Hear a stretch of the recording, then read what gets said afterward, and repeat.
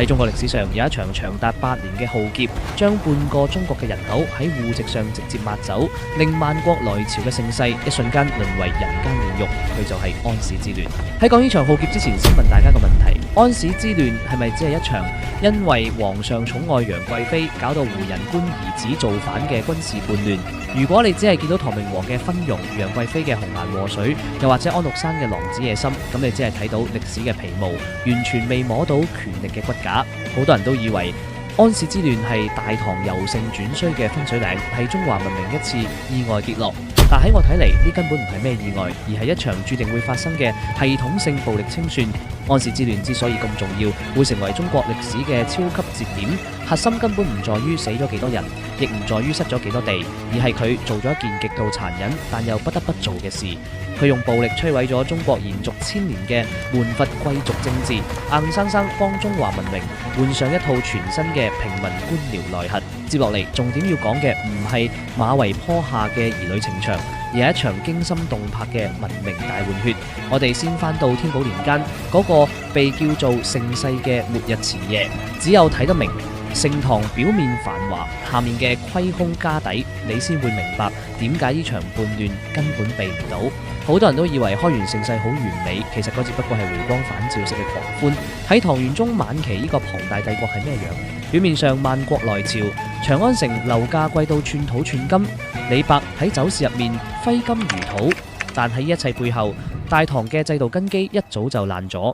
大唐賴以起家嘅兩條支柱均田制同府兵制徹底瓦解咗。簡單講就係人口爆炸，國家已經冇地份，農民冇地，自然唔肯再免費去當兵打仗。以前係出將入相唔係重點，重點係大家輪流去邊疆擊斬軍功，打完翻屋企種地。而家冇人肯去，咁點算？呢個就係唐玄宗當時面對嘅巨大誘惑同深淵。作為大唐帝國最高掌舵人，佢面前得一個抉擇，係承認國力下滑、收縮防線，定係將國防安全呢一塊交俾其他人去管。李隆基呢種好大喜功嘅性格，又點可能會收縮？於是佢揀咗一條睇落最慳事，其實最致命嘅路——募兵制，即係用錢請人打仗，但錢又喺邊度嚟？中央財政一早俾皇室嘅車子開支掏空晒。於是唐玄宗做咗一個將大唐推落火坑嘅決定，下放財權同人事權，佢設立咗節度使呢個職位。呢度要留意，節度使唔單止係而家理解嘅軍區司令，佢係一個掌住行政、財政、人事甚至駐兵大權嘅土皇帝。呢個意味住咩？意味住唐玄宗為咗慳事，將帝國邊疆拆成10幾個唔受中央完全控制嘅獨立王國。安祿山係邊個？佢唔單止係一個胡人將領，佢係當時成個中國最大嘅擁兵自重軍閥。佢一個人身兼3鎮節度使，手上揸住帝國4成精銳部隊，而且地方啲兵只認主帥安祿山，唔認皇帝李隆基。所以你睇呢度邊係咩突然叛亂？根本就係地方諸侯實力碾壓中央朝廷之後嘅必然反噬。呢種因為中央集權衰退搞到地方野心失控嘅結構性矛盾，先至係安史之亂爆發嘅真正原因。安祿山嘅野心確實好大，但佢只係一個被推上前台嘅執行者。真正可怕嘅係呢場叛亂背後嘅階級大洗牌。安史之亂爆發之後，大唐陷入一場物理層面嘅強行統一。呢度就要提一提，大家喺課本學過，但從來未深思過嘅一個現象：點解呢場仗打得咁慘，最後反而變成中國社會嘅刮骨連毒？喺安史之亂之前，中國係一個咩社會？係門閥貴族嘅天下。李唐皇室自己就係最大嘅貴族頭子。嗰陣時可唔可以做官，可唔可以發達，唔係睇你有冇本事，而係睇你姓乜。如果你係5姓7望，你一出世就已經係贏家。如果你係寒門子弟，就算才華橫溢，好似李白咁，都只可以幫皇上寫下歌詞，做個御用文人。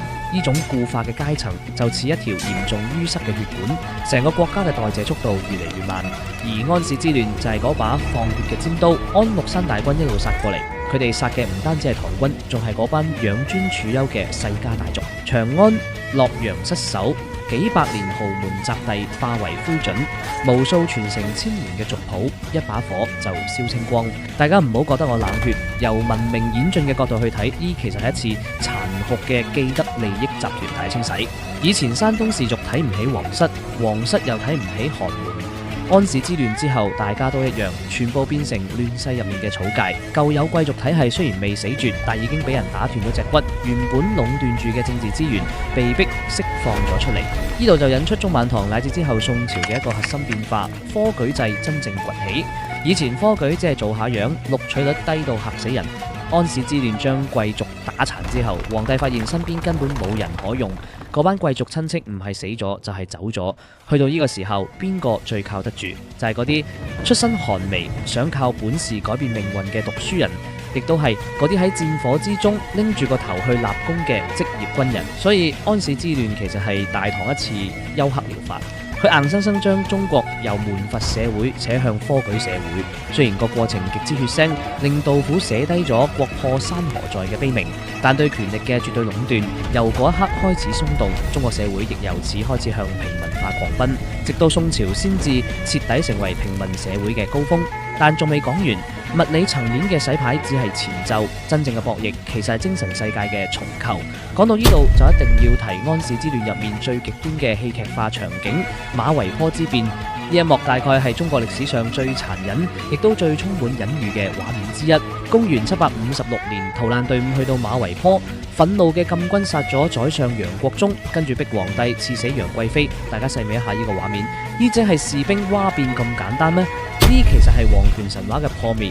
以前皇帝係神係天子，佢嘅意志唔可以違抗，但喺馬嵬坡，呢班手拎住刀嘅大頭兵硬生生逼住佢哋嘅神，親手勒死自己最愛嘅女人。嗰一刻，李隆基唔再係神，佢只係一個連老婆都保唔住嘅糟老頭。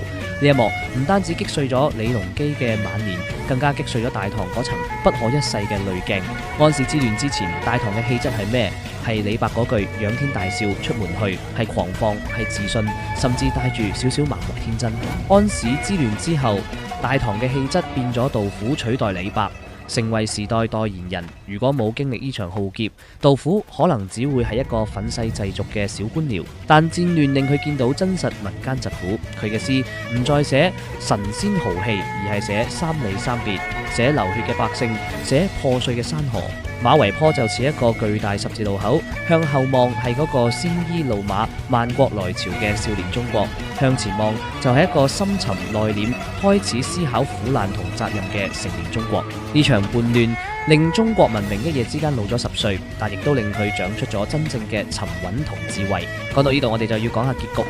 安史之亂雖然最後被平定，但嗰個擁有絕對掌控力嘅大唐已經反唔到轉頭，藩鎮割據成為晚唐嘅夢魘，一路拖咗150年，直到大唐滅亡。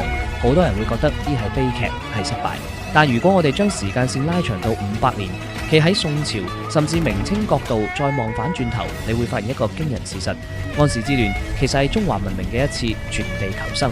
點解要咁講？喺安史之亂之前，中國文明嘅擴張係外向型，我哋追求疆域夠唔夠闊，追求萬邦來朝嘅面子，呢種模式極度消耗國力，而且根本唔可持續。隋煬帝咁樣搞崩咗，唐玄宗再咁樣搞，差啲都崩埋。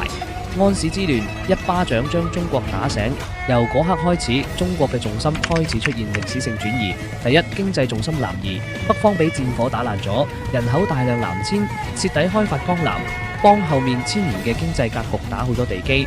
如果冇安史之亂，就冇後來嘅江南天下，我哋亦都唔再執着走去西域沙漠入面同胡人互相角力，反而開始向內求穩，儒釋道開始真正融合，心學理學嘅種子亦都慢慢萌芽。所以當我哋回望1000幾百年前嗰個驚魂時刻，當杜甫喺殘破嘅長安城入面流住眼淚寫低城春草木深，佢見到嘅唔單止係荒涼，仲係新秩序嘅萌芽。安史之亂唔係大唐嘅墓誌銘，佢其實係中華第2帝國嘅成人禮。佢終結咗嗰個靠血統同武力維持嘅貴族時代，開啟咗一個靠科舉、官僚同士大夫共治嘅平民時代。佢令中國文明學識咗喺苦難入面內省，學識咗點樣喺失去霸權之後，仍然靠文化同經濟韌性延續1000年生命力。呢個先至係安史之亂藏喺血淚背後嘅真正歷史價值。佢打碎咗一個舊世界，但亦都幫我哋鍛造出一個更堅韌、更成熟嘅文明模具。我係龍一，關注我帶你認識更多歷史知識。